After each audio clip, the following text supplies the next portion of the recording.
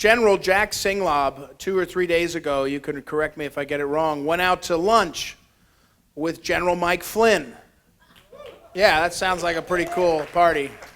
I have to tell you, a couple of years ago, it was a year ago, John Schlafly and I went down and sat on the back deck of General Singlaub's home with General Flynn. And no kidding, we talked about the geese that were bothering everyone, and we decided that we were renaming the geese. We're not calling them Canadian geese, we're calling them Singlaub geese, because we're sick of the Canadians, trying to claim the geese. But it's pretty amazing to be with these people. And General Flynn, who wanted to be here tonight to honor this hero and was hoping to get his schedule to fit and couldn't do it, texted me and said, "I'm sorry I can't be there." And then he sent a picture, or maybe you sent me the picture, and I sent it back to Flynn. And he said, "We went out for Asian food, and it was really hot." And General Singlaub, he's only 96, 98? He's 98 years old. And General Flynn, kind of a wimpy guy, said General Singlaub wanted hot food, and they had this hot food. But General Jack Singlaub, 98 years old, was in World War II as a Jedburgh. And if you don't know what a Jedburgh was, look it up. These are heroes. Most of them died in the war. They were dropped behind enemy lines in France. They ran the resistance. Half of them were executed when they were found. They suffered. A few survived, and General Singlaub did. He was part of the founding of the OSS. It became the CIA. I love this story. After he was done in France, because he spoke French, he had studied French as a boy, he grew up in Independence, California, in the town of Independence, California. He wanted to go to the military academy, but his father was a Republican, and the Democrat congressman said, "I can't get you into the military academy." And so he went to UCLA, and he said he took every course that you would have taken at West Point. He just took them one by one, so he was ready to become an officer. And he went in the officer, and he goes to World War, and goes into France. And when he was done, they looked at his file, and they said, "Oh, you speak Japanese also. We're going to go to Japan next." And he spent the next months getting ready to invade Japan, this man. With Ho Chi Minh, by the way. He was helping at that time. Ho Chi Minh was on our side. And when the bomb dropped, he was sent to liberate Japanese camps, POW camps. They held Australians and Dutch and others. Terrible, mean, nasty camps. And Singlaub, but that wouldn't have been enough. He was in every war, Korea, Vietnam, all throughout. And when the Cold War happened, if you read his book, Ollie North got a lot of attention because he got caught. But in that period, it was Singlaub who was running all the anti-communist efforts down in there. And when we went to pick the Singlaub Award winner for service, this is an award that last year Mike Flynn got it, General Flynn and I were talking, and he said, "We ought to look at you, David." And I went down, and when I brought it up to General Singlaub, he said, "That's perfect." He said, "When I saw President Trump give him that award," he said, "and I knew of him," he said, "it was perfect." And he said that would be great because General Singlaub is the chairman of our organization called America's Future. It's been around since 1944. And we do some things in media. We promote America's exceptionalism, but we also have tied ourselves, so closely to General Singlaub and his heroism. And so let me read a little bit about David's service to the country, because if I don't read it, I'll leave something out, and I'm probably still... Staff Sergeant David Bellavia, who's now a Medal of Honor winner, he's the first Medal of Honor winner from the Iraq War. I think I'll get it right. But on November 10th, 2004, while serving as a squad leader in support of Operation Phantom Fury in Fallujah, Staff Sergeant Bellavia distinguished himself by acts of gallantry and intrepidity above and beyond the call of duty. He single-handedly saved an entire squad, risking his own life, to allow his fellow soldiers to break contact and reorganize when they were trapped by overwhelming insurgent fire. He then voluntarily entered and cleared an insurgent strongpoint, killing 4 and seriously wounding another. His actions, and this is from one of the speeches in the awards, stand as a testament to those who put everything on the line as they do the grim work required to keep each of us safe and each man and woman alive and safe on the battlefield. We are very blessed. I want Jim Hoff to come up for this, and I want Bev Perlson and Katie O'Malley to come up too, to be a part of this. When we went to find this man, because we wanted to give this award, Jim and his team, the Gateway Pundit, and Katie and Bev helped us make this happen. Before we come on up here, but before we do that, I want to mention sitting next to this sergeant is Deborah Satterfield, who is General Singlaub's daughter. And she came up from Tennessee, and she brought one of these medals that General Singlaub has. I'm not giving you mine. He got an extra one. So from General Singlaub, and they're sitting together. And I know the general sent his best wishes. But Sergeant, thank you for two things. One, for what you did for those men and what you did for our country, but also for being a hero now, to inspire us. I have sons that I'd like to grow up and be like you. And Staff Sergeant David Bellavia. Sir, come forward, please. Where am I? Oh, please.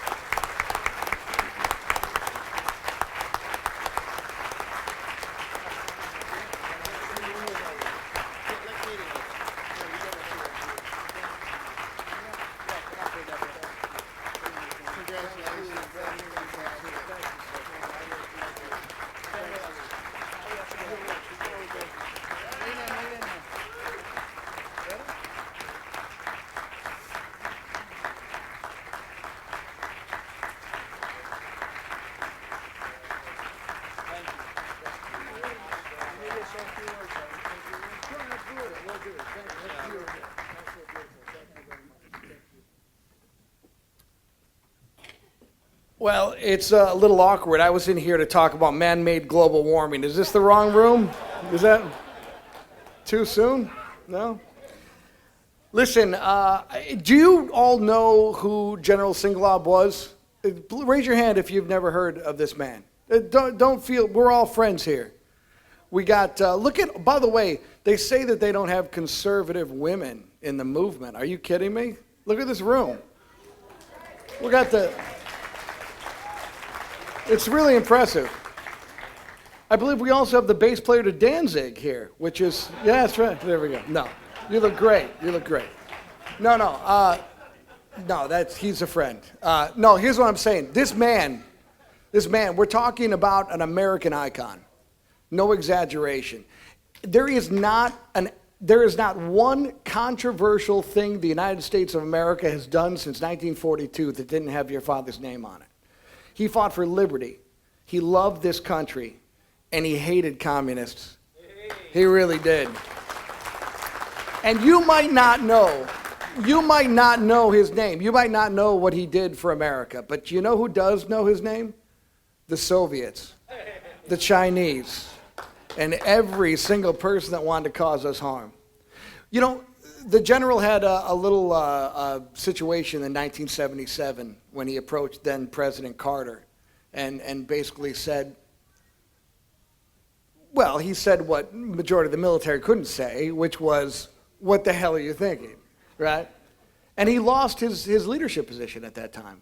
And about a year later, he went to a college, gave a speech, and they ended up forcing him to resign out of the military.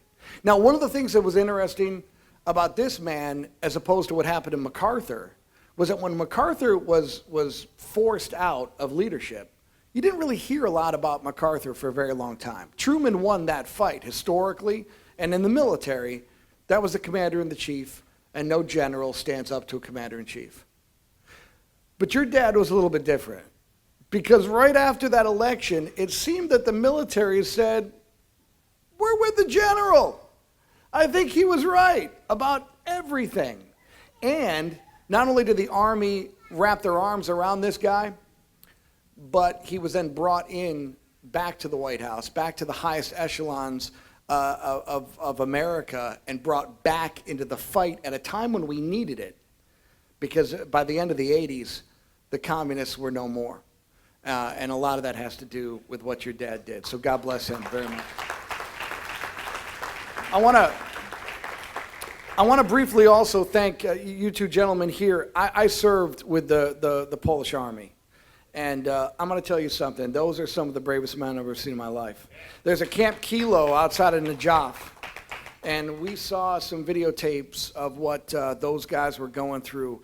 Vehicle-borne IEDs, one after another. These guys stood in the fight, stood toe-to-toe, gave them everything. They wish they were never born when they got done with you guys.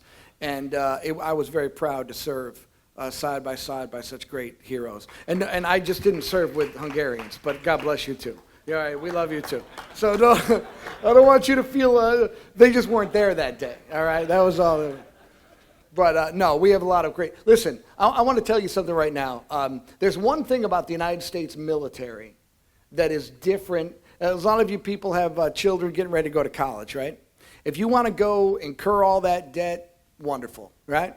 But there's one thing that colleges will do with your children that the United States military, you might get a little different reaction, a little different result.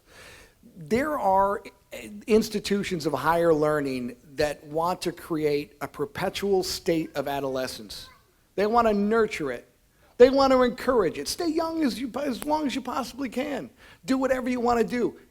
In the United States military, we crush adolescents to dust. That's what we do. All right? It's an adult world.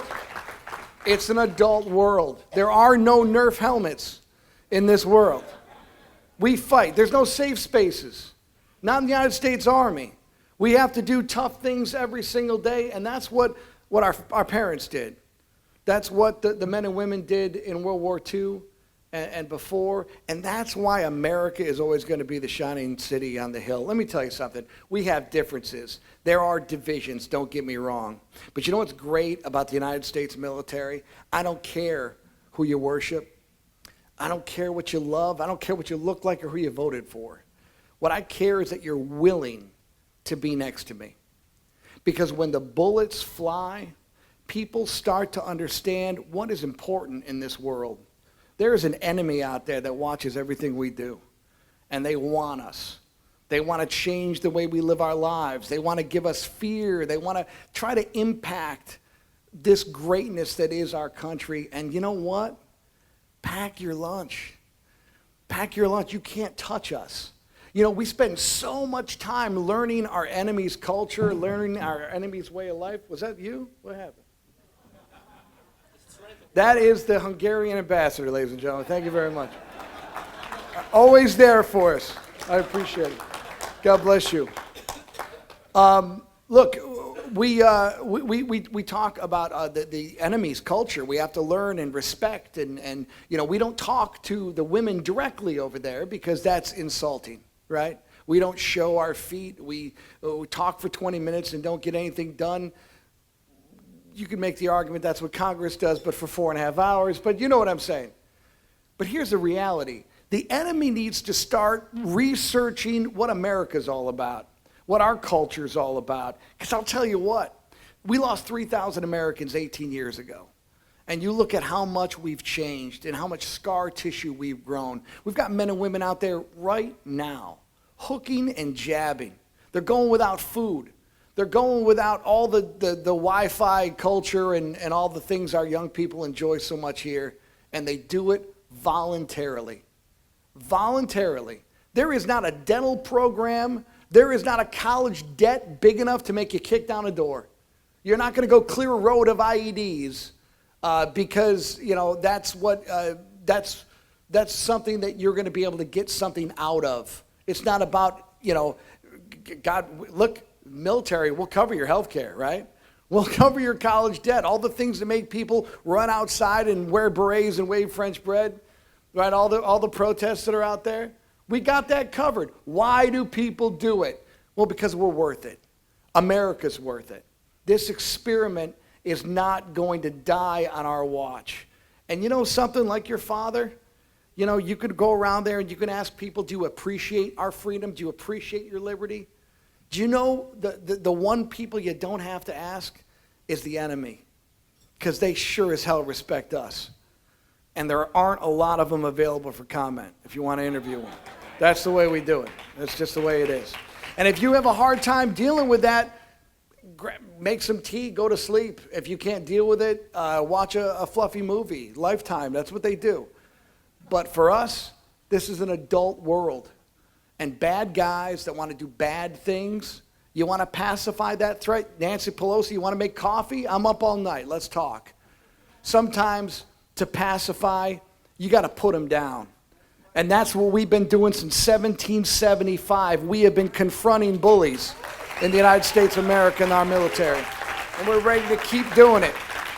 Line them up every single day. That's what we do. God bless this. Our friends, our allies, and all of you wonderful Americans. And God bless. I had the opportunity to meet Phyllis in 2013. And she taught me that a gentleman always wears a white shirt after 6 p.m. That's what she told me. I didn't know that until then. Every suit I ever had, the Army gave me until that point. But she taught me that, and I appreciate that. She was a kind, wonderful woman, a strong woman, and I was very proud to be able to say that I met her in my lifetime. Thank you very much for this beautiful award. Thank you for your support. God bless you.